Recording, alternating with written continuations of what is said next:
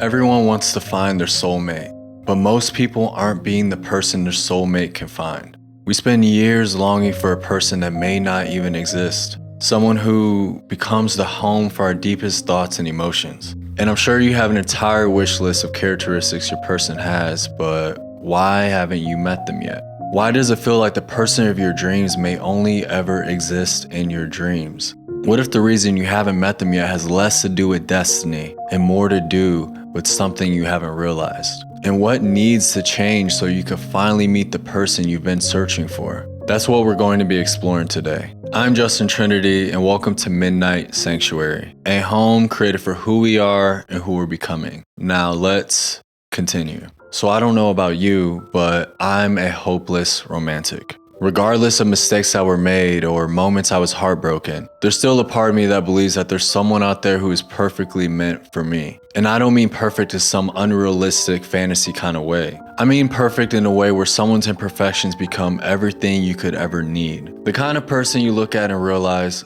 I don't want perfect, I want you. But here I am today and I still haven't found them. Does it suck? Yes. It does. Yet I can't help but feel a deep sense of contentment. That's because I'd rather be on my own than to be with the wrong person. I'd rather spend the rest of my life alone than to build a life with someone who doesn't embody what I truly need. For me, that means being with someone who knows how to be honest with themselves and others. Someone capable of softness, assertiveness, and depth. Someone who doesn't run from difficult emotions. All of these are characteristics I'm willing to be patient for, because deep down I have a feeling that my person is also someone who is waiting for someone just like me. But what does your ideal person feel like for you? Are they someone you could do any and everything with? Do they make you feel more confident about yourself? And are they great at communicating and genuinely want to understand you? Whatever the case may be, I'm sure they're everything you could ever ask for and so much more. But what if what's keeping you two apart isn't just fate, but something you're struggling to realize? Suzuki. Oh, hey, Tony. How about yesterday? I'm sorry. Forget it happened. Now this is where most people tend to check out, because it's so easy to love the idea of love. It's easy to fall in love with the feeling of finally being understood. But what's not easy is overcoming the invisible blocks that may be getting in the way of meeting your special person. What's not easy is doing one of the hardest things you may ever have to do, which is being honest with yourself. See, people say they want true love, but most aren't even being true with themselves. They're still editing themselves to be accepted. They're still waiting for someone else to validate what they refuse to validate within themselves. And they're hiding who they truly are because they're afraid of being seen. But how do you expect your person to find you if you're so preoccupied with being someone you're not? How can you expect someone to show up for you when you're not even showing up for yourself? Now, this doesn't mean you have to be completely healed or even perfect, but this does mean the more you embrace who you truly are, the more likely you are to find someone who reflects the real you. This takes practice, and one way you can make progress today is by asking yourself these 3 questions. Where in my life am I settling? Where am I hiding who I truly am? And does my external reality reflect who I am and what I want for myself? And if you're brave enough to answer these questions honestly, you'll probably discover something uncomfortable. But that's exactly what you need. Because what you desire most in life lies on the other side of you, including the person of your dreams. I've gotten so used to Suzuki talking to me. A day without her. It's just too quiet.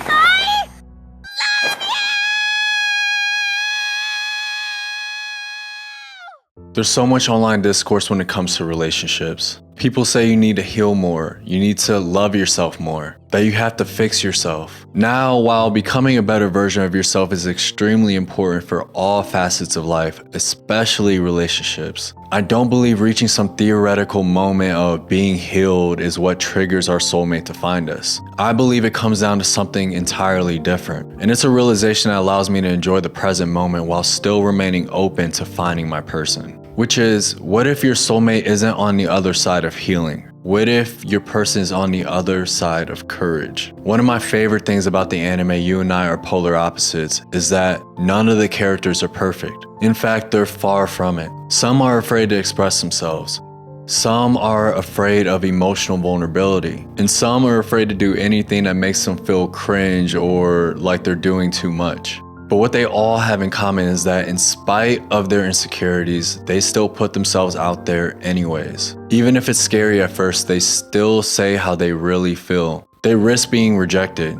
They build up the courage to expose themselves. And it's because they feel that the risk of being hurt is worth the opportunity of being accepted and loved. They prove that you don't need to be perfect. You just need to be willing to take a chance. So instead of just healing yourself more, loving yourself more, or trying to fix yourself, you can lean into trusting more, into risking more, and participating with life more. What this looks like is joining a club or an online space filled with like-minded people. Or maybe you could post content sharing the ideas and things you're interested in, just like how I'm doing with this YouTube channel. When you put yourself out there and show the real you, you allow others who would be interested the chance to recognize you. This goes back to what I mentioned earlier, which is how can you expect your person to find you when you're so busy hiding yourself from the world?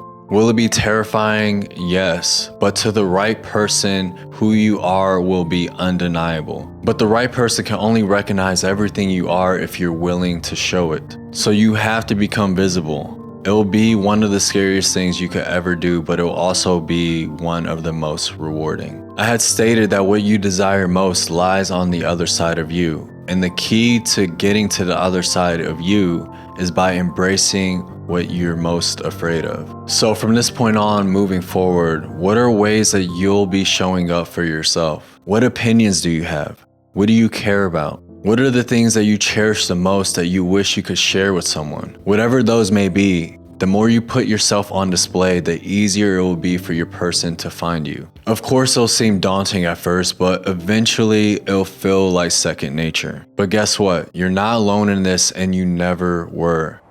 I would be fine with anything if it's with you. What about you, Yusuke? Same here.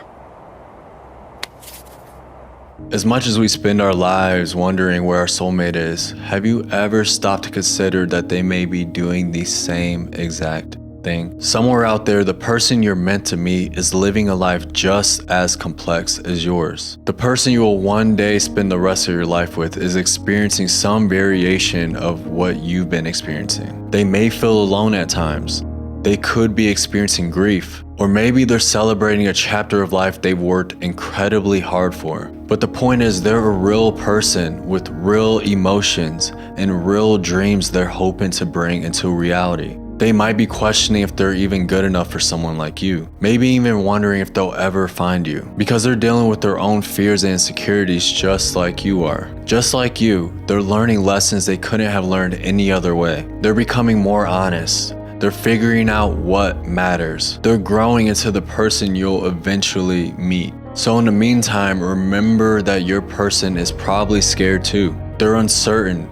They're changing. They're trying to become more visible. They don't have everything figured out, and neither do you. And maybe that's the point. Maybe the reason you haven't met your soulmate yet isn't because they don't exist. Maybe it's because neither of you have become the person you're meant to meet yet. And that's okay.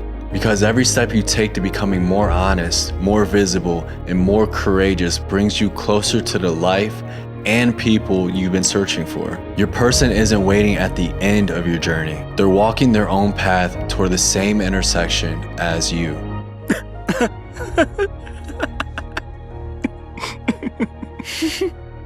I'm doing it.